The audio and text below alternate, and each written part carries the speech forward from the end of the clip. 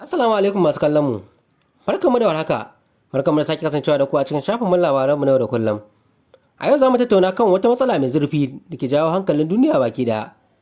Yau za mu dubi halin da al'ummar Falasɗinawa ke ciki, da yadda duniya baki daya da ke da alhakin wannan rikici. Ku kasance tare da mu don ƙarin bayani. Kamar yadda kuke ji ko gani a kowace rana, rikicin da ke faruwa a tsakanin Falasɗinawa da Isra'ila ya kai wani yanayi da ba zai yiwu a ci gaba da yin shiru a kansa ba.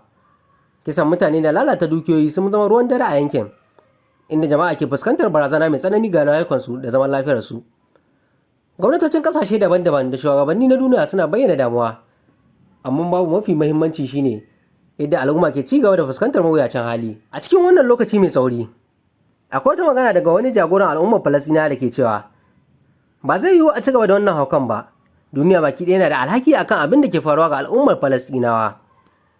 Wannan kalma ta yi matuƙar ɗaukar hankalin duniya saboda tana jaddada cewa rikicin ba matsalar Falasɗinawa kawai bace ba, amma matsalar duk duniya ce. A kowane lokaci an ga yadda duniya ke rarrabuwa akan batun Falasɗinawa. Ƙasashe daban-daban sun kasa yin haɗin kai wajen samun mafita, yayin da wasu ƙasashe ke goyon bayan Isra'ila, wasu kuma suna marawa Falasɗinawa baya. Wannan rarrabuwar ta sa rikicin ya ɗauki tsawon lokaci ba tare da samun cikakkiyar mafita ba. A halin yanzu, masu yin adawa da rikicin suna cewa duniya tana da alhaki, domin idan da an yi tsayin daka wajen kawo ƙarshen wannan rikici, da al'ummar Falasɗinawa za su gaba da shan wahala ba. Gwamnatin Falasɗinawa ta sha roƙon ƙasashen duniya su ɗauki mataki mai tsauri da kawo ƙarshen wulaƙancin da jama'a suke fuskanta.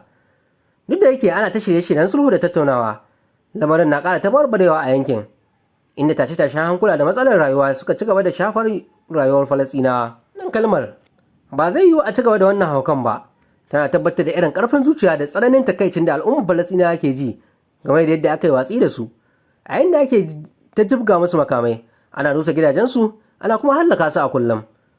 Shugabanni da mazauna yankin sun ce ya zama dole duniya ta ɗauki nauyin kawo mafita mai ɗorewa ga wannan rikici. To masu sauraro, ba abin mamaki bane cewa rikicin Falasɗinawa yana ci gaba da zama wani babban ƙalubale da ya kamata duniya ta ɗauki tsatsauran mataki a kansa. Ƙasashen duniya da ƙungiyoyi na ƙasa da ƙasa suna da alhakin tabbatar da an kawo ƙarshen wannan rikici mai tsanani da ke cutar da mutanen fiye da kima. Ku ci gaba da kasancewa tare da mu a shafinmu labaranmu na yau da kullum don samun sabbin labarai da suka shafi al'ummar duniya.